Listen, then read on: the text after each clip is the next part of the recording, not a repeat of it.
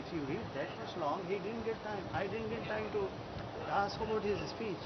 జై Telangana. Relax, no, I'm just telling you what we decided, what has to be, as per my experience, which is very little in front of you. Telangana ప్రజాస్వామ్య చరిత్రకు శ్రీకారం చుట్టిన శుభదినం. ప్రజల చేత, ప్రజల కొరకు ప్రజలే రాసుకున్న పోరాట చరిత్ర మనది.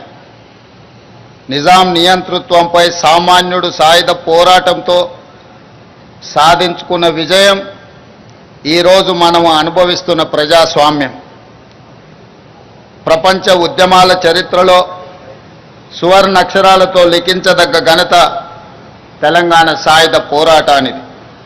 1948 సెప్టెంబర్ 17 ఈ పోరాటంలో ప్రజలు విజయం సాధించి స్వేచ్ఛా పతాకను ఎగరవేసిన రోజు. ఈ గడ్డపై రాచరికానికి ఘోరీ కట్టి ప్రజాపాలనకు హారతి పట్టిన రోజు సెప్టెంబర్ 17. అందుకే ఇది ప్రజాపాలన దినోత్సవం.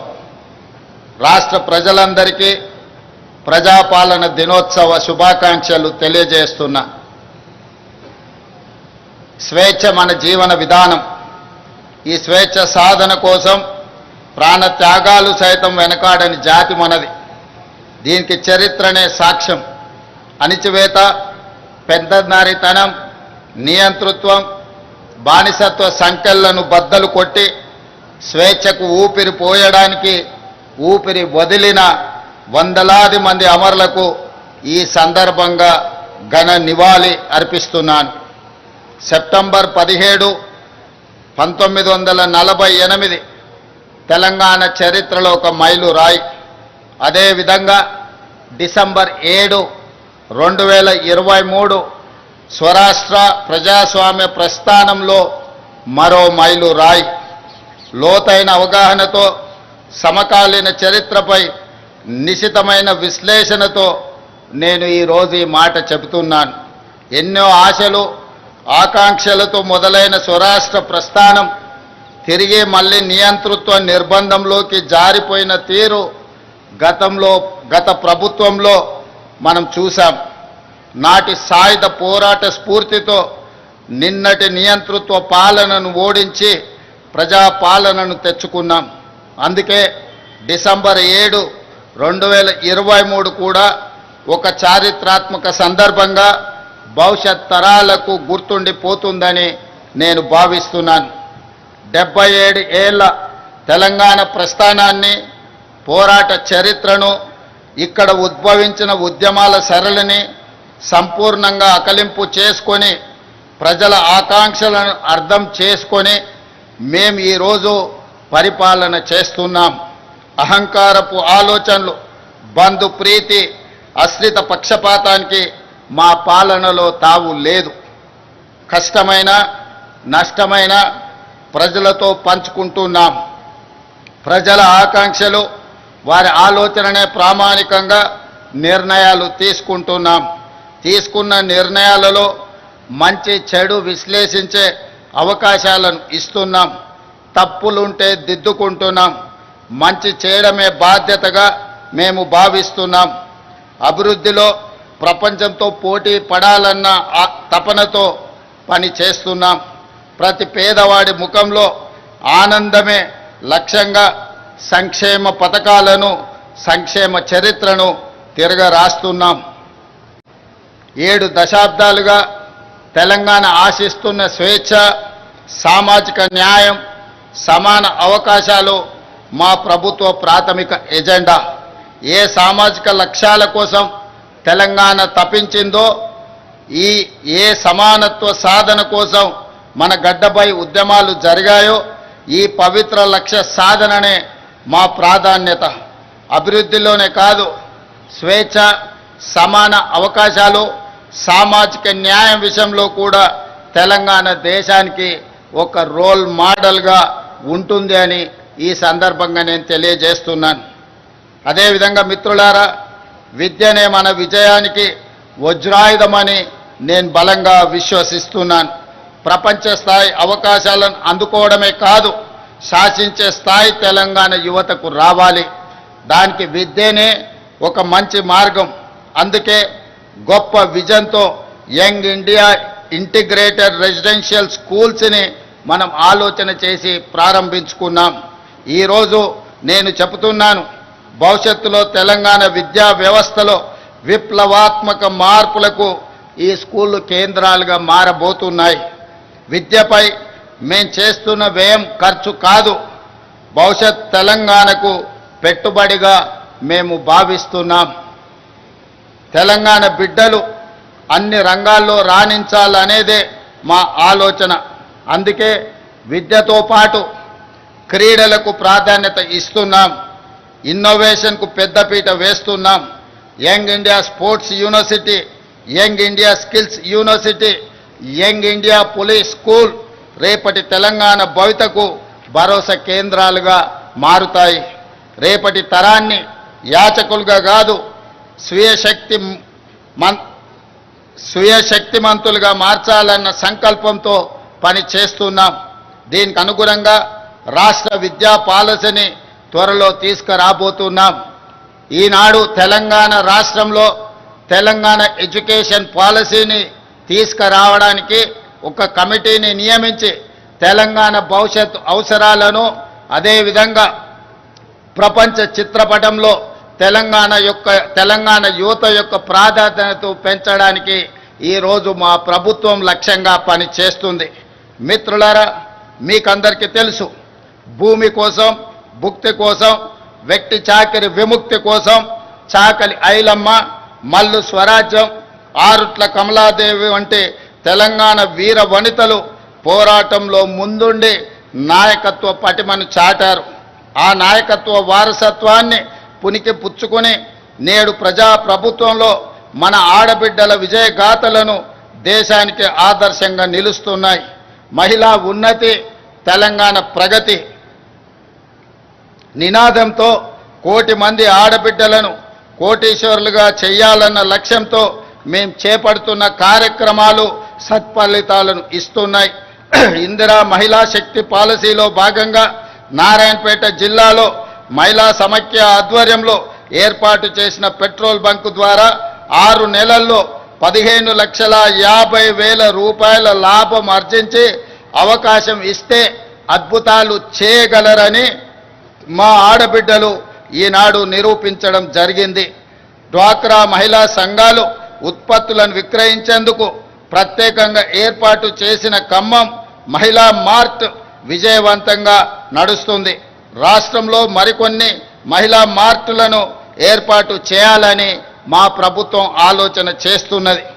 అదేవిధంగా మిత్రులారా, ఆహార ధాన్యాల కొరత నుండి ఆహార సమృద్ధి సాధన వరకు ఈ దేశంలో వ్యవసాయ రంగానికి ప్రాధాన్యత ఇచ్చి రైతును రాజును చేసిన చరిత్ర కాంగ్రెస్ ప్రభుత్వాలది. హరిత విప్లవం నుండి ఉచిత విద్యుత్తు వరకు, రుణమాఫీ నుండి రైతు భరోసా వరకు రైతుల కోసం మనం రూపొందించిన సంక్షేమ పథకాలు ఎప్పటికప్పుడు కొత్త చరిత్రను సృష్టిస్తున్నాయి. ఆ వారసత్వాన్ని ప్రజాప్రభుత్వం కూడా మరింత గొప్పగా కొనసాగిస్తుంది. రాష్ట్రంలో 25,35,000 మంది రైతులకు 20,616 కోట్ల రూపాయల రైతు రుణమాఫీ చేసి రుణ విముక్తులను చేసిన రాష్ట్రము దేశంలోనే తెలంగాణ మొట్టమొదటిది. మాఫీ ఈ దేశంలో ఏ రాష్ట్రం చేయని విధంగా రైతులను ఆదుకునే ప్రయత్నం మా ప్రభుత్వం చేస్తున్నది. ఇందిరమ్మ రైతు భరోసా కింద 9 రోజుల్లో 9,000 కోట్ల రూపాయలు రైతుల ఖాతాలో వేసి పెట్టుబడికి భరోసా ఇచ్చాం. ఆర్థిక పరిస్థితి సహకరించకపోయినా రైతుల సంక్షేమ విషయంలో రాజీ పడలేదు. కేవలం ఏడాది కాలంలో 1,04,000 కోట్ల రూపాయల రైతు ప్రయోజనాలపై ఖర్చు చేసిన ప్రభుత్వం ఈ దేశంలో మరొకటి లేదు. 7,178 కొనుగోలు కేంద్రాలను ఏర్పాటు చేసి రైతుల వద్ద చివరి గింజ వరకు ధాన్యం కొంటున్నాం. ధాన్యం కొనుగోలు చేసిన 48 గంటల్లోనే రైతుల ఖాతాలో జమ చేస్తున్నాం. సన్నాలకు క్వింటాల్కు 500 రూపాయల బోనస్ ఇస్తున్నాం. రాష్ట్రంలో 29 లక్షల వ్యవసాయ మోటార్లకు 24 గంటల ఉచిత విద్యుత్తు అందిస్తున్నాం. దీనికోసం రాష్ట్ర ప్రభుత్వం 16,691 కోట్ల రూపాయల సబ్సిడీని విద్యుత్ సంస్థలకు చెల్లిస్తున్నాం. గత ఏడాది 2,90,2.90 కోట్ల టన్నుల ధాన్యం ఉత్పత్తిలో దేశానికే తెలంగాణ ఆదర్శంగా నిలిచింది. ఈ ఏడాది 2,80,00,000 మెట్రిక్ టన్నుల ధాన్యం ఉత్పత్తిలోనే దేశం అగ్రస్థానంలో నిలిచింది. అదేవిధంగా మిత్రులారా, ప్రజాప్రభుత్వం తొలి 20 నెలల్లోనే ఎలాంటి వివాదాలకు ఆస్కారం లేకుండా సుమారు 60,000 ప్రభుత్వ ఉద్యోగాల భర్తీ చేశాం. పోటీ పరీక్షల నిర్వహణలో అత్యంత పారదర్శకతతో వేగంగా ఫలితాలు వెల్లడించి నియామక పత్రాలు అందించాం. ఈ దేశ పరిపాలన వ్యవస్థలో తెలంగాణ భాగస్వామ్యం ఉండాలి. అందుకే అఖిల భారత సర్వీసులకు వెళ్ళాలని కోరుకునే తెలంగాణ బిడ్డల కోసం ప్రభుత్వం అండగా నిలుస్తుంది. రాజీవ్ గాంధీ సివిల్స్ అభయ హస్తం ద్వారా ₹1,00,000 ఆర్థిక సహాయాన్ని ఈ నిరుద్యోగ యువకులకు అందిస్తున్నాం. సివిల్స్ మెయిన్స్కి ఎంపికైన 180 మందికి తెలంగాణ అభ్యర్థులకు ఆగస్టు 11న ఈ ఆర్థిక సహాయాన్ని అందించాం. మెయిన్స్కి ఎంపికైన వారికే కాక ఇంటర్వ్యూకి ఎంపికైన అభ్యర్థులకు ₹1,00,000 సహాయాన్ని అందిస్తున్నాం. ఢిల్లీలో వసతి ఏర్పాటు చేస్తున్నాం. ఇలా ఆర్థిక సహాయం పొందిన వారిలో ఇప్పటి వరకు 10 మంది అఖిల భారత సర్వీసులకు ఎంపిక కావడం తెలంగాణకు గర్వకారణం. మా ప్రభుత్వం చేస్తున్న ప్రయత్నాలు సత్ఫలితాలను అందిస్తున్నాయని నేను భావిస్తున్నాను. అదేవిధంగా మిత్రులారా, భూ పోరాటాల చరిత్రనే తెలంగాణ చరిత్ర. గత ప్రభుత్వం తెచ్చిన ధరణి కారణంగా తెలంగాణ రెవెన్యూ వ్యవస్థ మొత్తం అస్తావ్యస్తమైపోయింది. తమ దోపిడీకి అడ్డుగా ఉన్నారనే రెవెన్యూ ఉద్యోగులను, సిబ్బందిని దొంగలుగా, దోపిడీదారులుగా చిత్రీకరించి గత పాలకులు ముద్ర వేశారు. ప్రజాప్రభుత్వం వచ్చాక ఆ పరిస్థితిని చక్కదిద్ది రెవెన్యూ ఉద్యోగులకు ఆత్మగౌరవాన్ని ఇచ్చి ప్రజలకు సమర్థవంతంగా సేవలు అందించే దిశగా వారిని ప్రోత్సహిస్తున్నాం. అందులో భాగంగానే భూభారతి చట్టం తెచ్చాం. క్షేత్రస్థాయిలో ఈ చట్టాన్ని సమర్థవంతంగా అమలు చేసేందుకు ఇటీవలనే 5,000 మంది గ్రామ పాలన అధికారులను నియమించడం జరిగింది. వాళ్ళు నిజాయితీగా ప్రజలకు సేవలు అందించి గ్రామీణ రెవెన్యూ వ్యవస్థను తిరిగి పునర్నిర్మిస్తారన్న విశ్వాసం, నమ్మకం మా ప్రభుత్వానికి సంపూర్ణంగా ఉన్నది. ఈరోజు సాదా బైనామాలు కావచ్చు, భూభారతికి సంబంధించిన సమస్యలు కావచ్చు, ఈ గ్రామ పాలన అధికారులు ప్రజలకు చేరువై ఈ సమస్యల్ని పరిష్కరించాలని మా ప్రజా ప్రభుత్వం భావిస్తున్నది. అదేవిధంగా ఇందిరమ్మ ఇళ్ల నిర్మాణాలు గ్రామాలలో పేదల ఆత్మ గౌరవానికి ప్రతీకలు. కొత్తగూడెం జిల్లా అశ్వరావుపేట నియోజకవర్గంలోని బెండాలపాడు గ్రామంలో ఇందిరమ్మ ఇండ్ల గృహ ప్రవేశ మహోత్సవంలో పాల్గొన్నప్పుడు ఆ పేదల కళ్ళల్లో చూసిన ఆనందం నాకెనలేని సంతృప్తిని, సంతోషాన్ని అందించింది. తొలి విడతగా 22,500 కోట్ల రూపాయలతో ప్రతి నియోజకవర్గంలో 3,500 ఇందిరమ్మ ఇల్లు లేని పేదవాళ్లకు అందించడం ద్వారా వాటికి సంబంధించి డబ్బుల చెల్లింపులు కూడా గ్రీన్ ఛానల్ ద్వారా నిర్మించుకున్న పని జరిగిన మరుక్షణమే ఆ పేదలకు నిధులను విడుదల చేస్తూ ఈనాడు పేదల యొక్క ఆత్మగౌరవాన్ని పెంచడానికి మా ప్రజా ప్రభుత్వం ప్రయత్నం చేస్తున్నదనడానికి నేను చెప్పడానికి సంతోషిస్తున్నాను. అదేవిధంగా మిత్రులారా, తెలంగాణ అంటే దేశానికి ఆదర్శంగా నిలిచిన అన్నదాతలే కాదు, పేదలకు ఆకలి తీర్చే సన్న బియ్యం పథకం కూడా. సన్న బియ్య సంక్షేమ పథకానికి ఈరోజు కేర్ ఆఫ్ అడ్రస్ తెలంగాణ రాష్ట్రం. దేశంలోనే మరే రాష్ట్రంలో ఇటువంటి పథకం లేదు.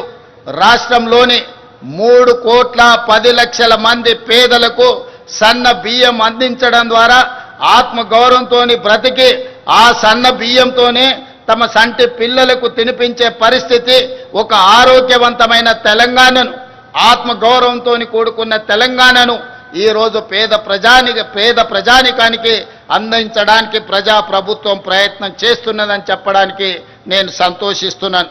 అదేవిధంగా మిత్రులారా, కృష్ణానది జలాలు, గోదావరి నదీ జలాలకు సంబంధించి ఈనాడు జరుగుతున్న చరిత్ర మీకందరికీ తెలుసు. ఈ రెండు నదులు తెలంగాణ జీవ నదులు. ఆ నదుల్లో మనకు హక్కుగా దక్కాల్సిన నీటి వాటాలపై రాజీ పడేది లేదు. గత పాలకుల తప్పులను సరిదిద్ది ప్రతి చుక్క నీటిపై పక్కా హక్కులు సాధించే దిశగా కృష్ణా జలాల విషయంలో న్యాయ పోరాటానికి తెలంగాణ ప్రభుత్వం సిద్ధమవుతున్నది. ఇటీవలే మన ఇంజనీర్లకు, న్యాయ నిపుణులకు స్పష్టమైన దిశా నిర్దేశం